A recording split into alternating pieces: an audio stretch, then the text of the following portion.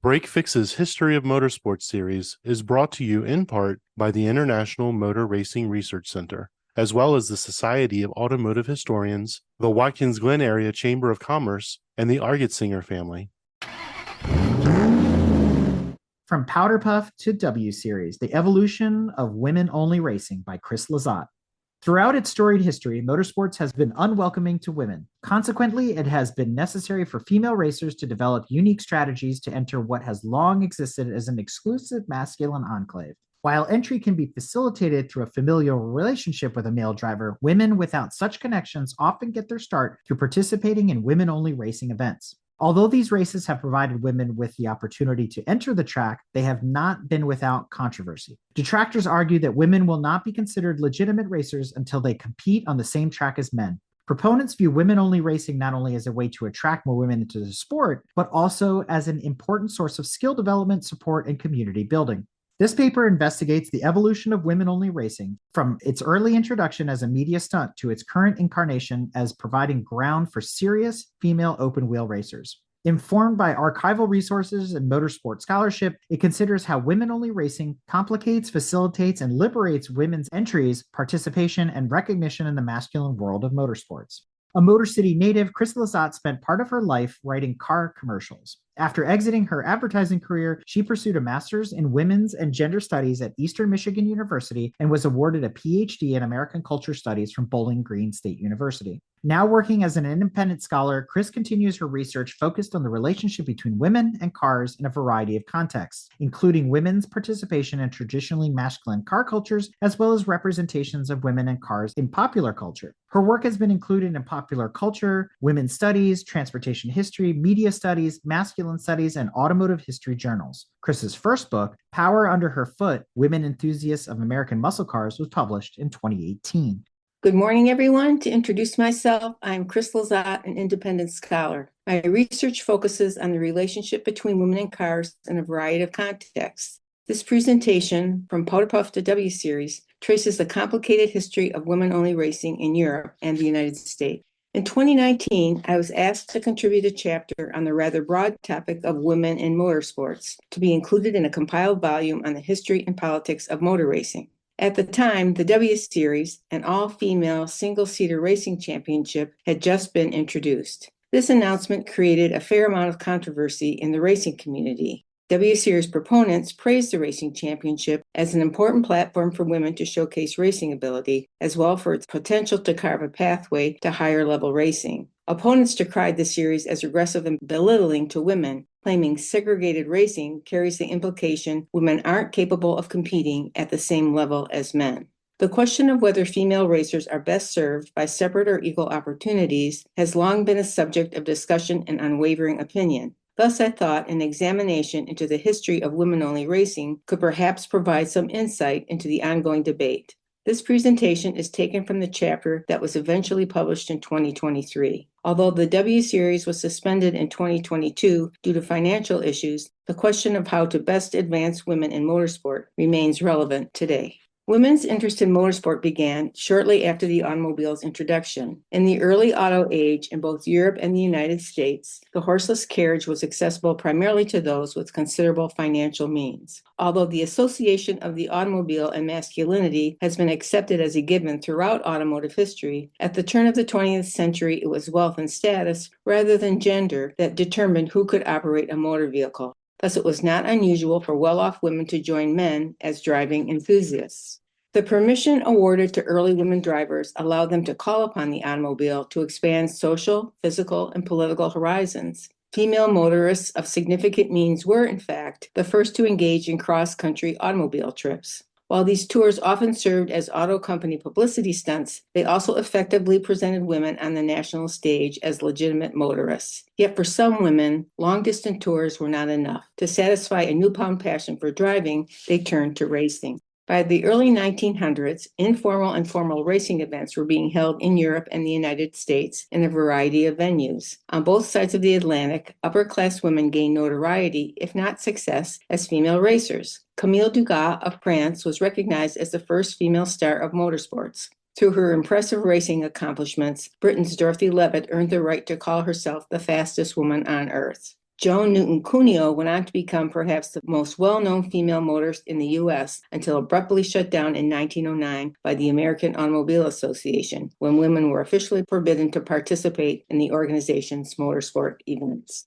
The situation differed in Europe, however. Motor racing at Brooklands was beginning to draw large crowds. Eyeing a potential for profit, race authorities relented and allowed women onto the track, albeit in special event women-only races. Taking over the motor racing circuit after her husband's death in 1926, Ethel Locke King created new opportunities for women. Organizations such as the Ladies Automobile Club at Brooklands and the Automobile Club Féminin de France became important networks for the development and promotion of female racers. In these European venues, women had the opportunity to demonstrate they could race as competitively as men. World War II altered the possibilities for female racers in both Europe and the United States in conflicting ways. In Britain, the post-war period witnessed a change in attitudes regarding female racers. New personnel at Brooklands, the retirement of former female racers, and increased emphasis on the dangers of the sport contributed to the return of traditional opinions opposing women drivers' involvement in motor racing. The prevailing mood was no longer conducive to women on the track. Public spirited required that every woman look after her war veteran and produce children.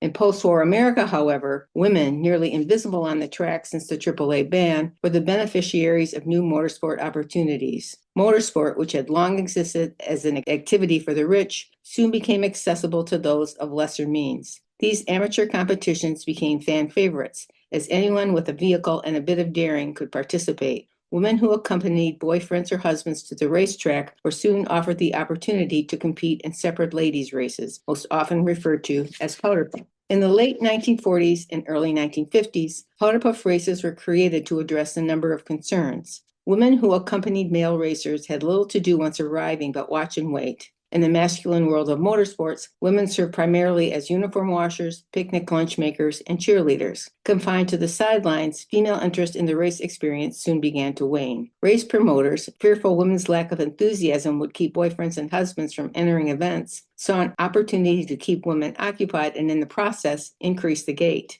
Girlfriends and wives were encouraged to borrow cars from male companions and race against each other as a special attraction. Powderpuff participants often had limited driving experience, but were encouraged to take part to show support for a male companion's motorsports hobby. While many women participated tentatively, there were some dissatisfied with roles as tag-alongs who desired to race competitively. But because most tracks prohibited women from racing against men, Powderpuff competitions became the primary way to develop confidence behind the wheel, gain track experience, hone racing skills and strategies, and show the guys that they could do it too. On most tracks, Powderpuff races were often more spectacle than serious competition. As an auto journalist recalls, the women also had to participate in a gong show type agenda. They might have to run so many laps, stop to eat a piece of watermelon, run up into the stands and kiss the man of their choice, then resume the race, or stop after so many laps to wrestle with a greased pig. As another noted, Powderpuff were the type of events in which women were treated as less significant and where the men would kindly lend their race cars to women for just a few laps around the track. Clearly, women competitors were not taken very seriously.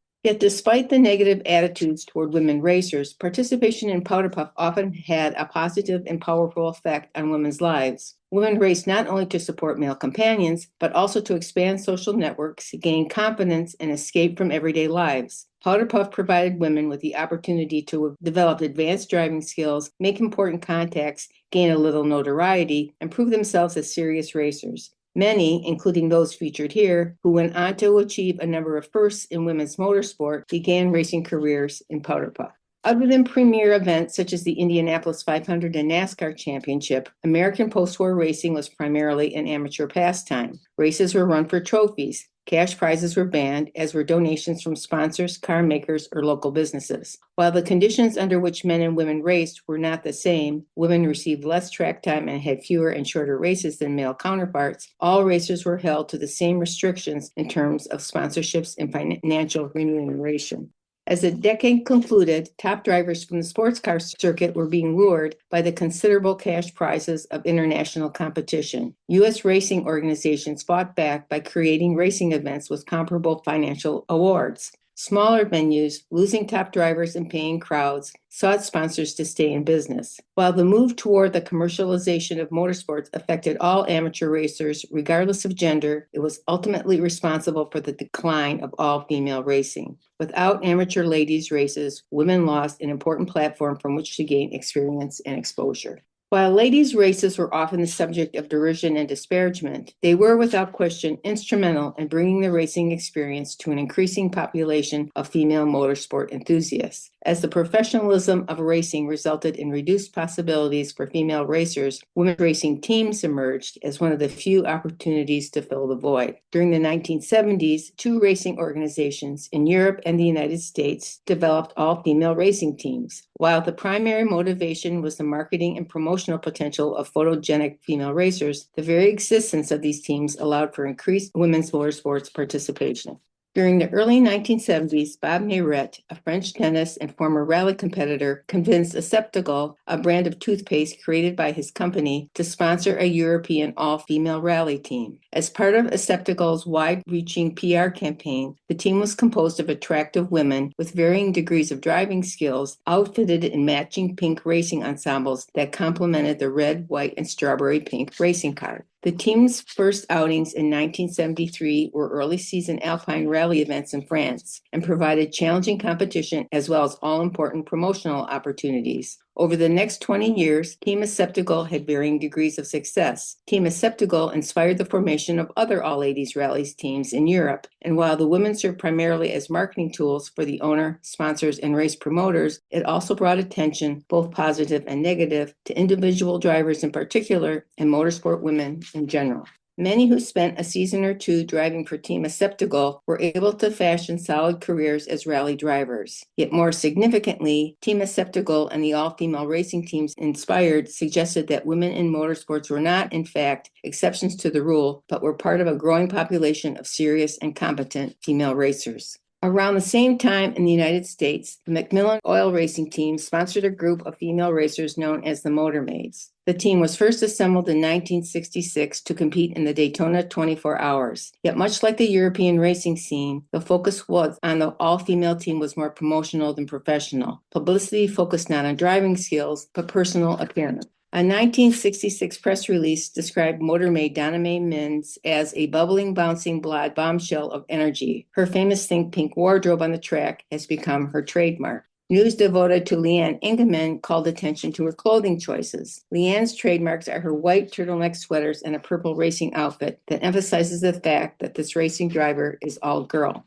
Emphasis on physical appearance served two purposes. First, of course, was the utilization of attractive women as a promotional device. As women were a rarity in motorsports, female racers garbed in bright pink racing apparel made them stand out. They were perceived as a novelty, eye candy for male spectators, or an exciting diversion for speed enthusiasts. Secondly, it determinedly and purposefully framed female racers as appropriately feminine. Post-war culture increasingly stereotyped female athletes as unfeminine in demeanor, managed in their appearance, and incapable of maintaining heterosexual relationships with men. Calling attention to women's sexual attractiveness implied that not only are unfeminine, code for lesbian, women absent in motorsports, but participating in motorsports will not move a woman's sexual orientation in that direction. Selecting heterosexually appealing women and outfitting them to accentuate their femininity assured spectators and participants of both genders that female race car drivers were non-threatening women who adhere to traditional female gender roles as attractive sexual partners. Yet despite the focus on personal appearance, participation as a motor maid did create opportunities for a few of its members, including Janet Guthrie, who went on to become the first woman to qualify and compete in the 1977 Daytona 500. She was also the first woman and top rookie at the Indianapolis 500 the same year. Competing as a motor maid provided its drivers with experience, exposure, and future racing possibilities they were unlikely to have received otherwise. 50 years later, in September 2020, two all-female crews, the Iron Dames and the Richard Mille Racing Team competed in the 24 Hours of Le Mans, the world's most famous endurance race. Although faced with shortened training sessions due to COVID, both teams had modestly successful runs. The Iron Dames claimed ninth place from the 22 starters in the LMGTE AM category. The Mille team finished an impressive ninth of the 24 LMP2 crews in their debut outing. The inclusion of these teams resulted in the highest female participation in the 24 hours since 10 women competed in 1935. Unlike previous all-female racing teams, promotional possibilities took a backseat to talent on the track. The teams were built around strong, experienced, and serious racers. The marketing focus was on individual and collective ability rather than on femininity or the color of the racing suits. Within the historically masculine motorsport enterprise, there is perception that female-only teams and the drivers that inhabit them are inherently second-rate. Many competitors expressed reluctance to join the teams for that reason. However, the talent and teamwork on display at Le Mans demonstrated that with support, sponsorship, and opportunity, women could achieve success and respect in the motorsports arena. In the early 2000s, the Women's Racing Series emerged as an alternative all-female racing concept. While the all-female racing team expanded the opportunities for women's participation in high-performance racing events somewhat, women remained a significant minority. The Women's Racing Series, therefore, was created to address the lack of women in the higher echelons of motorsport by providing more openings for more women to develop the skills and experience necessary to move on to the next level. One of the earliest and more unconventional examples of this concept was Formula Women, an all-female-based motor racing championship created and marketed in association with the British media from 2004 to 2007. More than a race series, Formula Women shared many of its components with the UK's burgeoning reality television boom. The promoters did not solicit established racers. Rather, a team of 16 finalists was selected from over 10,000 applicants. Prospective drivers were subject to a series of assessments in driving skill, physical fitness, and media and public relations management. The series was also promoted as a male-free zone. As the applicant invitation read, the charm of Club Formula Women is that we operate in an entirely female environment, removing the stigma of intimidating male-dominated driving days. Formula Women drivers were initially intrigued by the prospect of participating in an all-female motor racing series. As relatively new to the racing scene, the women believed the unique experience would mold them for a possible career in the sport and hoped the television exposure would create lucrative promotional and sponsorship possibilities. However, problems with the format, organization, and financial backing led to difficulties on and off the track. While Formula Women was created with the intent to provide increased motorsport opportunities for women, as well as to expand female interest in the sport, it ultimately failed to do either well. However, that over 10,000 applied to Formula Women program certainly suggests a growing female interest in motorsport. And despite its inability to capture a loyal audience in its original incarnation, the Formula Women series was relaunched in post-COVID 2021. The media attention brought to the W Series has unquestionably provided an impetus for various racing organizations, including Formula Women, to encourage female interest in motorsports. The W Series was introduced in October 2018 as a unique, groundbreaking, free-to-enter single-seater motor racing series for women drivers only. The Formula 3 Championship Series was conceived to promote female drivers into Formula One. The objective was not only to produce top-notch racing for spectators and viewers on a global scale, but also to equip its drivers with the experience and expertise with which they may progress their careers. In its inaugural season, 18 drivers representing 13 countries, chosen from nearly 100 top female drivers across the globe, participated in 6 races at some of Europe's premier F1 racing venues. Those selected were required to take part in rigorous training programs centered on driving techniques, simulator exposure, technical engineering approaches, fitness, and media, conducted by instructors with Formula One experience. Efforts were taken to address the inequalities that plague many of the world's premier racing series. Drivers were not expected to attain sponsorships nor to shoulder any financial responsibility. All expenses were covered by the series organization. The 2019 series was a modest success. It experienced an increase in viewer interest and ratings after each race. By the end of the first season, the W Series was broadcast in over 50 countries, reaching up to 350 million households. At the end of the season, it was reported that in 2020, the top 8 championship drivers would collect points toward an FIA super license, an important entryway into Formula One. Despite the mostly positive press, W Series entered the racing arena under a cloud of controversy with much to prove. Not everyone, the media, racing organizations, race promoters, and the women themselves, was convinced a woman-only series was a step forward. Opponents argued since motorsports is one of the few competitions in which women can compete directly with men, female racers should take every opportunity to do so. Detractors claimed that much like the all-female racing competitions that preceded it, W Series was primarily a PR move, as women's success in these venues had little influence within the masculine F1 culture.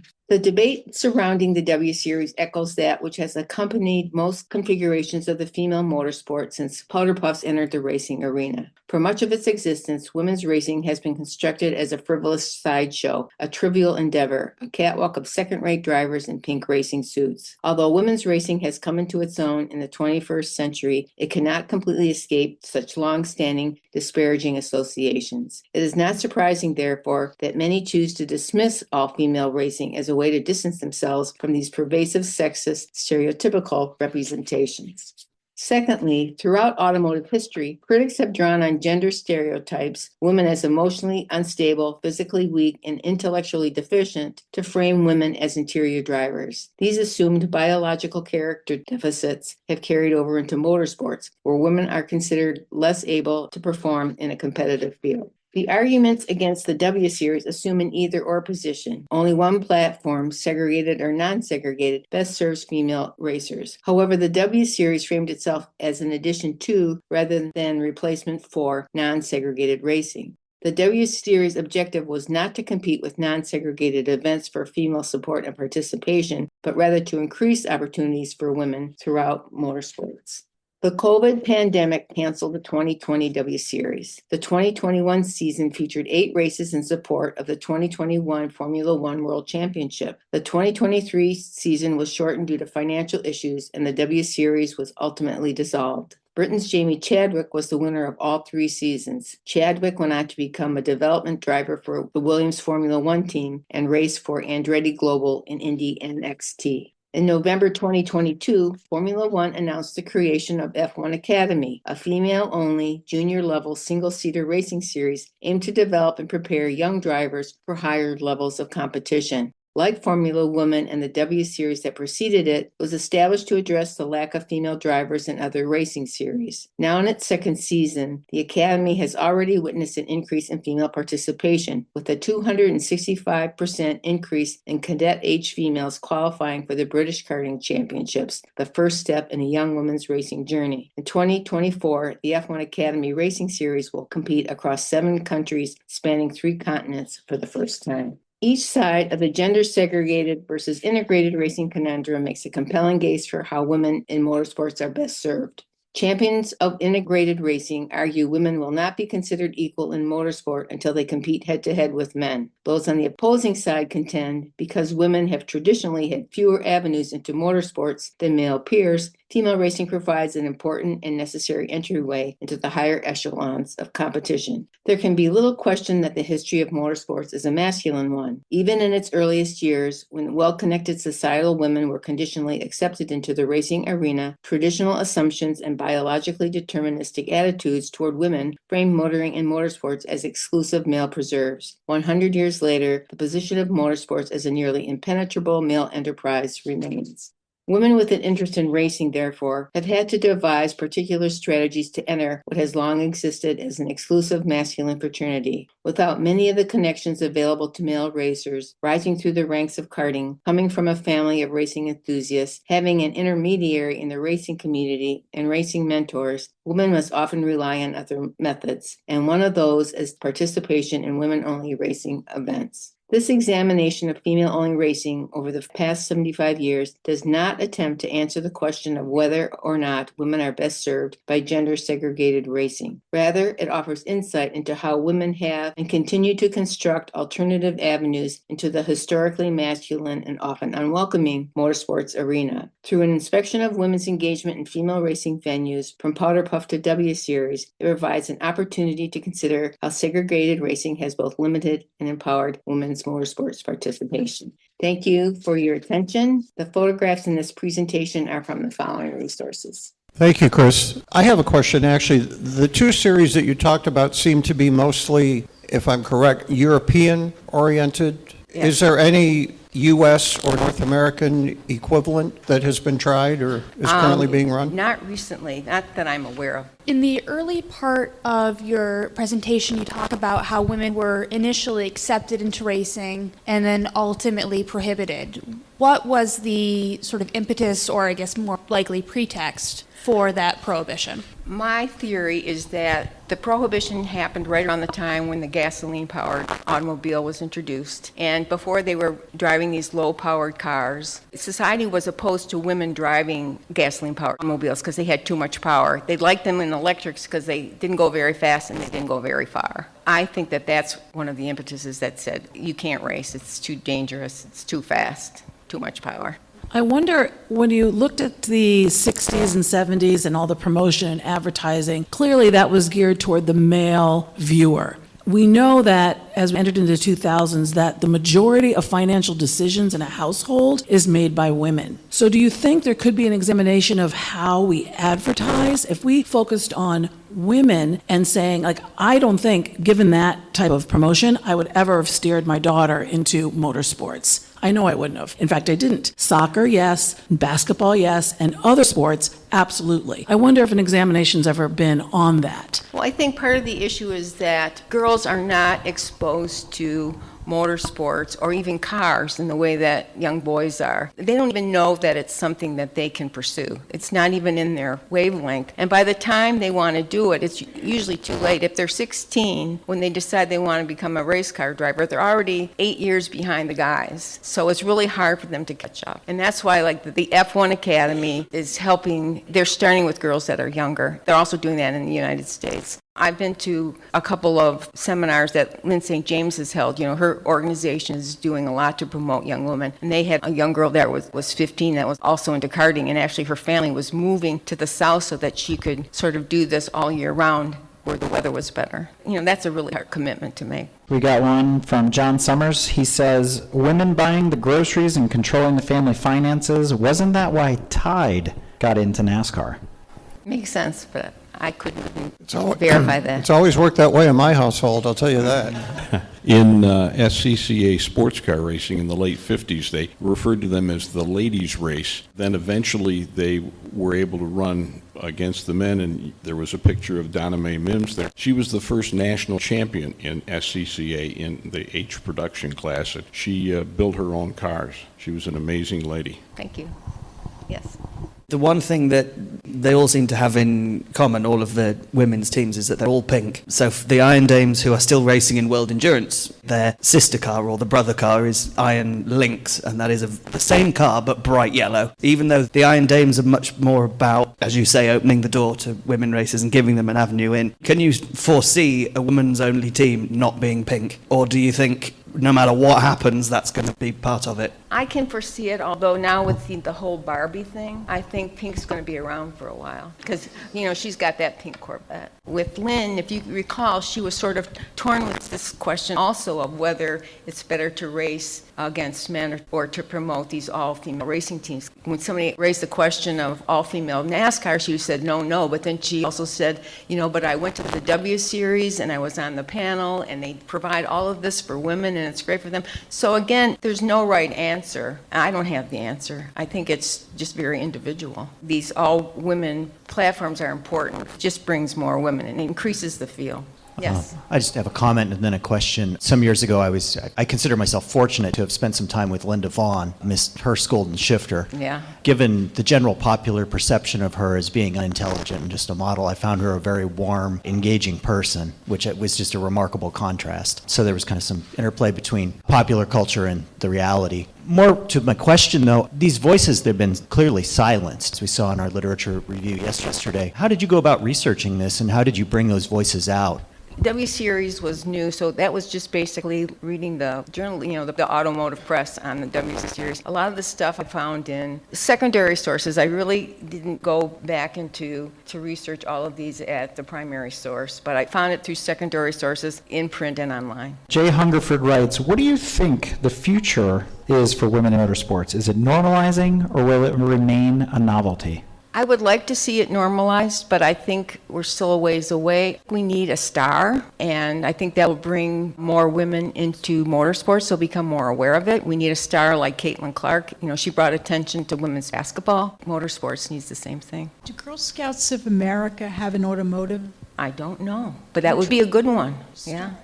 With the promotion of STEM education among high schoolers, science, technology, engineering, and math, and the UNOH programs, when I see women in motorsports, I don't just automatically think drivers. I think, like what I do, I think about writers and promoters and engineers and the like. So I'd like to see you do some research on that. I think you've covered this one well. Well, thank you. I know that's what the F1 Academy is doing that. They're increasing opportunities for women in all aspects of motorsports, like the ones that you mentioned. And Lynn St. James's organization is doing the same thing. They're not just concentrating on drivers, but they're concentrating on all aspects in STEM. I would say we're starting to see a little bit more of that with the stars coming out. I mean, even kind of through namesake Leah Block, who is obviously the daughter of Ken Block, the rally driver, all of that, has started to make her way in the Rally Series and the F1 Academy Series. And then even in representation in Formula One, you have the strategist for Red Bull, who is a very prominent female figure in the sport. I would also say regarding stars in racing, and probably because we showed the Shirley Muldowney movie, what some people consider kind of a niche sport is drag racing, but drag racing certainly has more than its fair share of stars that are female stars. Yeah. Yes, Erica Enders and John Force's daughters, and Shirley Muldowney started it all years and years and years ago. But I think drag racing probably is as well represented in terms of stars for women in racing as any series. But again, like the daughters of John, I wonder if they would have gone into drag racing if he had sons. Well, that's a good point, which I can't answer that. So they had family They had a clear influence. advantage and having John Force that's as a their way father. that women get into this. A lot of women get into this is through family participation, or if their family's interested in motorsports, if they participate, they get into it too. It's harder for women who don't have that family connection. Right. So to add to that, John Summers says, it's a great point about needing a star performer. The unfortunate issue with Danica was that she was just okay as drivers goes. She's not Schumacher, Senna, Andretti, or a Foyt. Danica Patrick was also not a great promoter of women. She wasn't a role model. So I think that had some influence also. She wasn't like Lynn talking about how turning around and promoting young women into motorsport. And Danica Patrick, this is just my impression. I don't know really anything about her. I just don't think she was interested in that. I think Danica was more of a self-promoter than a women's promoter, Yes. honestly. I was just wondering, who is Jay Stanridge? She was a writer for Open Wheel back, I think that was the 60s. She was a columnist, and this was from one of her columns. Well, Chris, that was great. Thank you very much. Thank Very you. informative.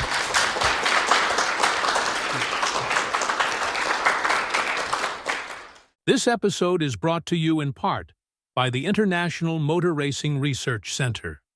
Its charter is to collect, share, and preserve the history of motorsports, spanning continents, eras, and race series. The center's collection embodies the speed, drama, and camaraderie of amateur and professional motor racing throughout the world. The center welcomes serious researchers and casual fans alike to share stories of race drivers, race series, and race cars captured on their shelves and walls and brought to life through a regular calendar of public lectures and special events. To learn more about the center, visit www.racingarchives.org. This episode is also brought to you by the Society of Automotive Historians. They encourage research into any aspect of automotive history. The SAH actively supports the compilation and preservation of papers, organizational records, print ephemera, and images to safeguard, as well as to broaden and deepen the understanding of motorized wheeled land transportation through the modern age and into the future. For more information about the SAH, visit www.autohistory.org. We hope you enjoyed another awesome episode of Break Fix Podcast, brought to you by Grand Touring Motorsports. If you'd like to be a guest on the show or get involved, be sure to follow us on all social media platforms at Grand Touring Motorsports. And if you'd like to learn more about the content of this episode, be sure to check out the follow-on article at gtmotorsports.org. We remain a commercial-free and no annual fees organization through our sponsors, but also through the generous support of our fans, families, and friends through Patreon. For as little as $2.50 a month, you can get access to more behind-the-scenes action, additional pit stop minisodes, and other VIP goodies, as well as keeping our team of creators fed on their strict diet of Fig Newtons, gummy bears, and Monster. So consider signing up for Patreon today at www.patreon.com/GT Motorsports. And remember, without you, none of this would be possible.